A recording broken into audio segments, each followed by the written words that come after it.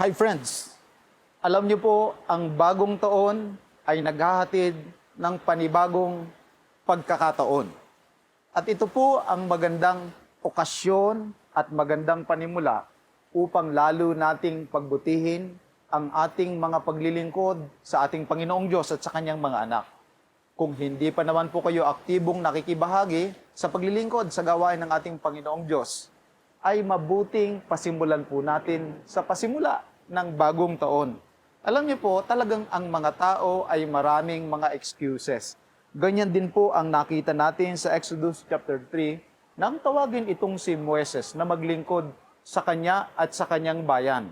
Ang sabi ni Moises, in essence, dun sa Exodus chapter 3 ay, wala naman ako maraming alam eh. Hindi naman kami nag-aral niyan. Dapat sila na lang ang gumawa niyan. Nakakahiya, baka mamaya tanungin lang kami, hindi ko alam kung ano gagawin. Yung number 2, sabi niya, wala akong time, busy ako, marami akong ginagawa. At saka na lang kapag medyo maluwag na yung schedule. Yung iba naman ay natatakot na sila ay ma-reject kapag sila ay nag-open up o di kaya naman ay nagbahagi ng kanilang mga talento.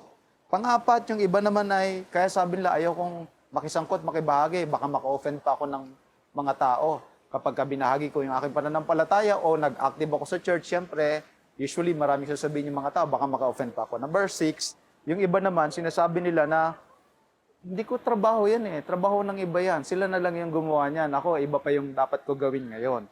Yung iba naman, sabi nila, sarili ko nga, hindi ko pa kayang ayusin eh. Tapos magsaserve pa ako, gagawin ko pa yung pagmiministry, baka lalo pa lang ako mapulaan at may masabi pa sila sa akin. And finally, kagaya ng naging huling excuse ni Moses, ang sabi niya, ayaw lang niya talaga. Ayaw niya lang talaga na mag-serve. Pero alam niyo po, may sagot ang Panginoon upang tayo ay maglingkod sa Kanya. Number 1, sa Exodus chapter 3, verse 4, when the Lord saw that he turned aside to look, God called to him from the midst of the bush and said, Moses, Moses, and he said, Here I am.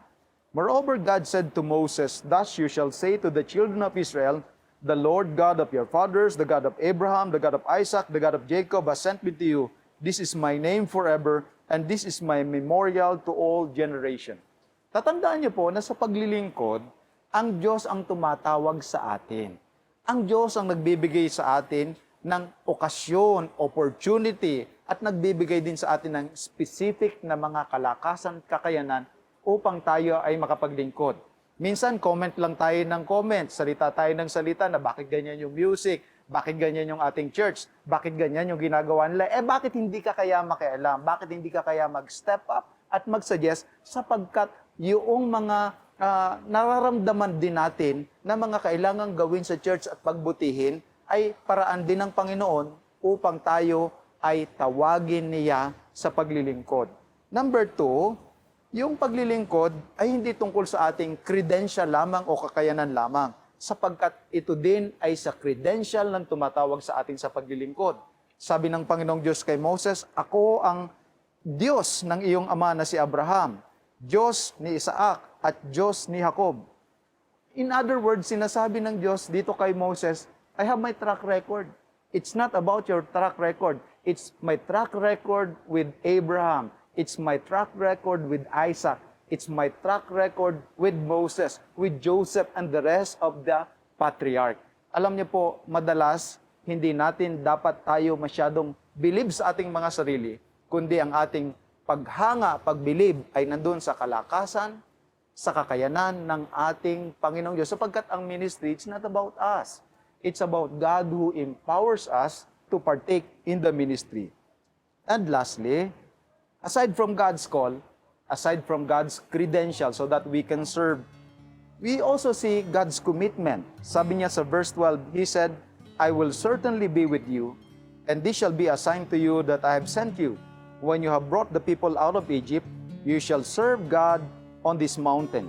So I will stretch out my hand and strike Egypt with all my wonders that I will do in its midst, and after that, He will let you go. And I will give this people favor in the sight of Egyptians.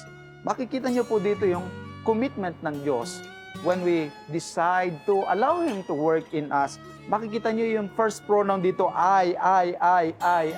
It was God who was assuring Moses that it will not be him.